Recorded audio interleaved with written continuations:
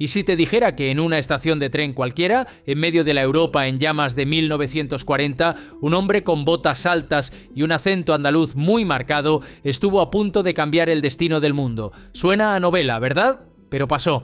Octubre de 1940. Adolf Hitler, el Führer, ya tenía 17 países bajo su bota. La Royal Air Force se batía el cobre en los cielos de Inglaterra y España, la nuestra, apenas se levantaba de sus propias cenizas. Un país hecho un solar por la guerra civil. Pero en Hendaya, un pueblo fronterizo a tiro de piedra de Irún, se cruzan los destinos de dos dictadores y quizá el de todos nosotros. ¿Qué se cocía en aquel vagón blindado? Hoy vamos a desenterrar documentos, cifras y una pregunta que aún hoy quita el sueño a historiadores y aficionados. ¿Pudo la firma, o más bien la ausencia de ella, de Francisco Franco cambiar el resultado, el desenlace final de la Segunda Guerra Mundial? Prepárate, porque la historia a veces se escribe con lo que no sucede.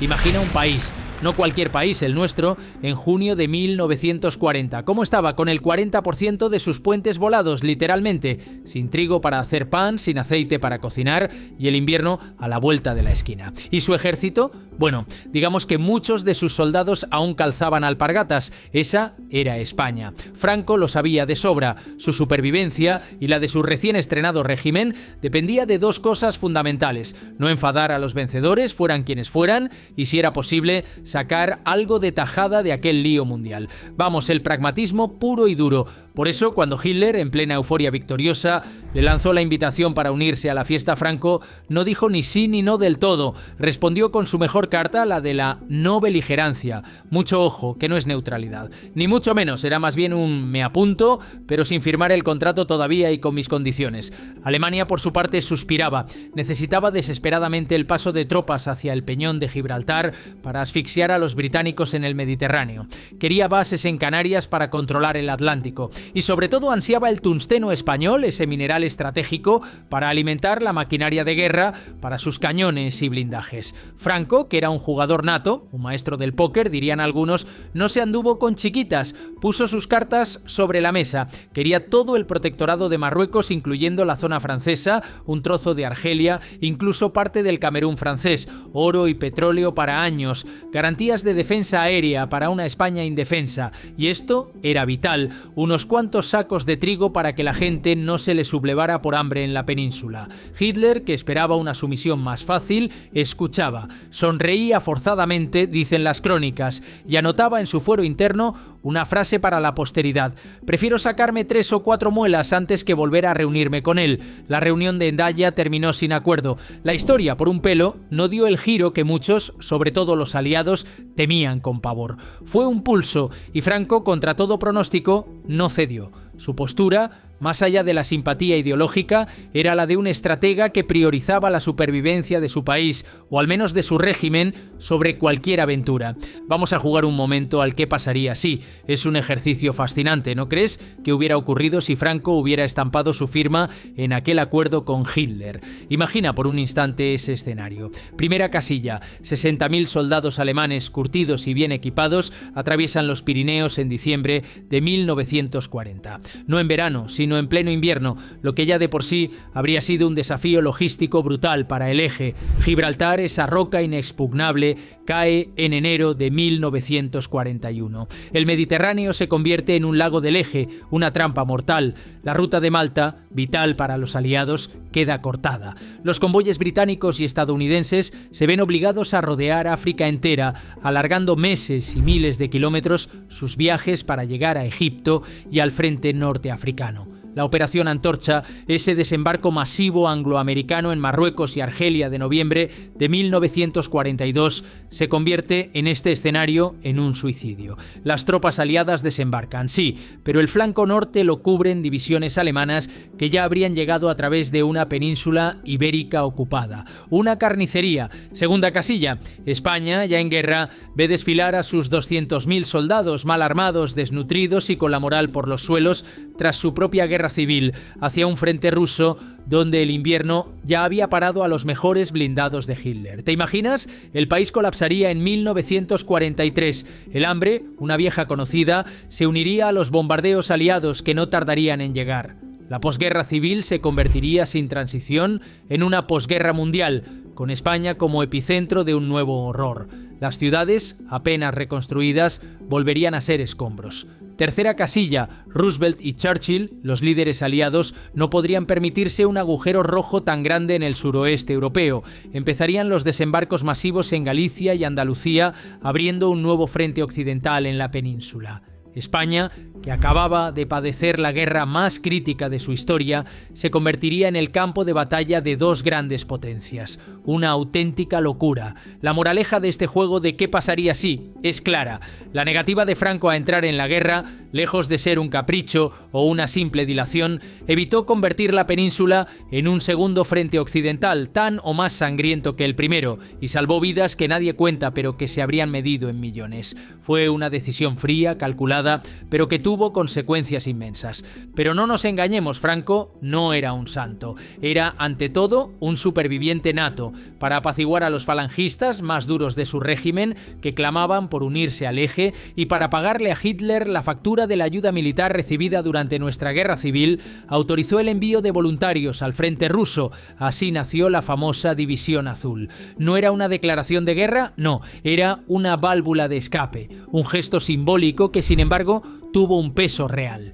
Nada menos que 47.000 españoles, muchos de ellos jóvenes idealistas, excombatientes o simplemente aventureros, se alistaron para combatir el comunismo. La División Azul no fue solo un gesto testimonial, demostró una valentía y una resistencia asombrosas en condiciones infernales. En febrero de 1943 tomaron Krasny Bor, un punto estratégico crucial. Aguantaron el brutal asalto soviético en el lago Ilmen, en pleno invierno ruso, una gesta que dejó a los alemanes boquiabiertos, y más tarde cubrieron la retirada del sexto ejército alemán, salvando a miles de soldados de una muerte segura. Más de 4.500 españoles murieron bajo la nieve y el fuego enemigo, pero su presencia cumplió dos objetivos estratégicos para Franco. Primero, satisfizo a Berlín sin comprometer a España entera en una guerra que no podía permitirse. Y segundo, sirvió de una moneda de cambio diplomática muy valiosa. Cuando en 1943, con el rumbo de la guerra ya girando, el embajador británico le recordó a Franco que su coqueteo con el Eje se le estaba yendo de las manos, el caudillo, con esa astucia que le caracterizaba, respondió: retiraré la División Azul y les entregaré el tungsteno que necesiten. Un trueque, un intercambio que los aliados a regañadientes aceptaron. Preferían el aislamiento político de España a una invasión que abriera un nuevo frente. Este movimiento dejó la puerta abierta para el ostracismo internacional de España en la posguerra, sí, pero no para una invasión que habría sido mucho peor. Hagamos balance, seamos honestos. Si España hubiera entrado en guerra en 1940, ¿habría ganado el Eje? La respuesta, según los estudios más serios, incluyendo los de la propia Bundeswehr alemana, es un rotundo no. Esos análisis concluyen que los suministros alemanes habrían tenido que aumentar un descomunal 35% solo para mantener un nuevo frente ibérico. ¿Te imaginas? El puerto de Hamburgo, principal arteria logística nazi, ya estaba al límite de su capacidad. Añadir Bilbao y Vigo como nuevos puntos de suministro habría colapsado la ya de por sí tensa logística alemana. El terreno montañoso y la precaria infraestructura española habrían sido una pesadilla para las divisiones motorizadas de la Wehrmacht. Por el lado aliado, la pérdida de Gibraltar, sí, habría sido un golpe duro. Hubiera retrasado la victoria en África entre 6 y 9 meses, un tiempo precioso, pero no habría sido un golpe mortal. Los barcos de Estados Unidos, con su inmensa capacidad industrial, ya estaban llegando por la ruta del Cabo de Buena Esperanza, más larga, sí, pero segura. En el frente oriental, en Moscú, la Wehrmacht se paró por el invierno ruso, por el barro, por la resistencia soviética y por la inmensidad de las distancias, no por la falta de apoyo español. La entrada de España habría sido, sin duda, un dolor de cabeza monumental para los aliados, una complicación estratégica y logística importante, pero jamás un golpe mortal que cambiara el desenlace final de la guerra. Franco, con sus exigencias desorbitadas en Hendaya, lo sabía. No era un idealista ciego, era un realista implacable. jugó la carta de último fichaje posible, manteniendo a Hitler a la expectativa, pero sin comprometerse. Prefirió quedarse fuera del partido, aguantando el chaparrón diplomático y la presión interna, antes que arriesgar su recién instaurado régimen y la poca sopa que quedaba en los fogones nacionales. Fue una decisión de supervivencia calculada hasta el último céntimo o hasta el último grano de trigo, pero ojo, no todo fueron flores. La neutralidad parcial de España, esa postura ambigua, tuvo un precio muy alto. Costó al país un severo embargo petrolífero que paralizó gran parte de su ya maltrecha industria y transporte. Nos impusieron la famosa cuota de navegación, que obligaba a comprar billetes de avión con pesetas y, en un giro más oscuro, a convertir algunos de nuestros puertos en estaciones de submarinos alemanes, con un grado de visibilidad cero para los aliados. Una colaboración encubierta que no pasó desapercibida. España se convirtió en un nido de espías de ambos bandos y su territorio, aunque no fue campo de batalla, sí fue escenario de una guerra fría de inteligencia. En 1944, cuando los aliados desembarcan en Normandía y el destino del eje ya estaba sellado, Franco, con esa habilidad para el cambio de chaqueta, giró el disco. Abrió conversaciones secretas con Washington, retiró definitivamente la División Azul y, para congraciarse con los vencedores, envió a su cuñado y ministro de Exteriores, Ramón Serrano Suñer, al destierro político. Un chivo expiatorio en toda regla. El precio de esta supervivencia fue alto. España quedó fuera de las Naciones Unidas hasta 1955 y se ganó el apodo de el paria de Europa durante más de una década. Pero ¿cuál fue la alternativa? España no fue bombardeada masivamente, no sufrió desembarcos devastadores y, lo más importante para un país que acababa de salir de una carnicería fratricida, no vivió una segunda guerra civil. Para una nación que había probado la amargura de la guerra, eso era oro puro, un valor incalculable. Fue la paz, aunque fuera una paz impuesta y aislada, lo que se salvó. Entonces, ¿qué piensas? ¿Fue Franco un maestro del ajedrez geopolítico, calculando cada movimiento, o simplemente un jugador de póker con una suerte de principiante? ¿Creéis que entrar en guerra habría sido una opción viable, o la jugada de la División Azul fue la menos mala de todas? Déjame tu opinión aquí abajo en los comentarios. Me encanta leer vuestras reflexiones y, por supuesto, debatir con vosotros. No te cortes. Hay una moraleja oculta en toda esta historia, una lección que a menudo se nos escapa entre las grandes narrativas. La geopolítica, amigos, no se decide por grandes ideales abstractos ni por discursos encendidos, sino por despensas llenas o vacías. Franco tenía la despensa vacía, vaciándose aún más con cada día de posguerra civil. Por eso negoció como un gato sobre un tejado ardiendo, con una mezcla de audacia y desesperación. Hitler, con media Europa en el bolsillo, podía permitirse el lujo de exigir, pero también de rechazar aquello que no le cuadraba en sus planes inmediatos. La historia, al final, la escriben quienes saben cuándo apostar fuerte y cuándo, por pura supervivencia, es mejor pasar. España pasó, se abstuvo de la gran apuesta y esa decisión tan criticada y debatida la dejó en pie. En pie para la Guerra Fría, para convertirse en un baluarte anticomunista, en pie para el boom turístico de los 60 que transformó el país y, en definitiva, en pie para el mundo que hoy conocemos. La prudencia o el pragmatismo extremo a veces es la mejor estrategia.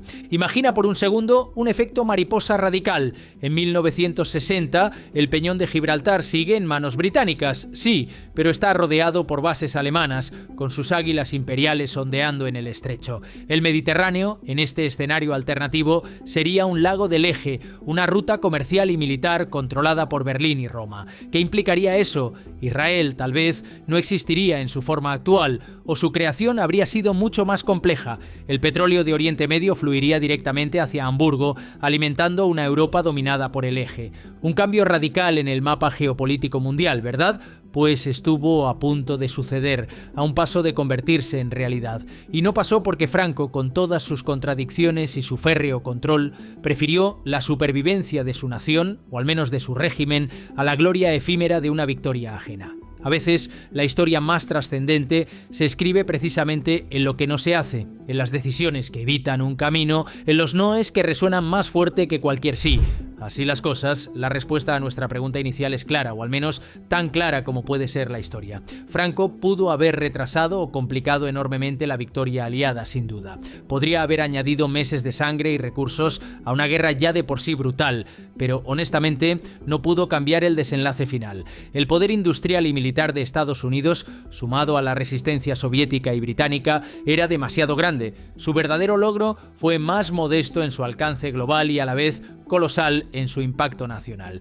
Evitar que España se convirtiera en el anillo perdido de una guerra que ya era mundial. ¿Fue un genio de la estrategia, un visionario que salvó a su pueblo o un egoísta que solo pensaba en su propio poder? Depende, como casi siempre, de quién lo cuente y de la perspectiva que se adopte. Lo que sí es innegable, y esto es un hecho que trasciende ideologías, es que su firma no apareció en el acta de Hendaya. Y ese gesto, esa ausencia de rúbrica, más que cualquier discurso, dibujó el mapa de Europa que tenemos hoy. Fue el silencio de su pluma lo que paradójicamente escribió una de las páginas más decisivas de nuestra historia reciente. Si te ha gustado este repaso a la jugada que casi cambió el mundo y te ha picado la curiosidad, no olvides suscribirte al canal y darle a la campanita para no perderte el próximo video. Vamos a desenterrar cómo la División Azul, esos valientes y sufridos voluntarios, regresó a casa tras la derrota en el frente oriental y el recibimiento que les esperaba. Nos vemos en los comentarios.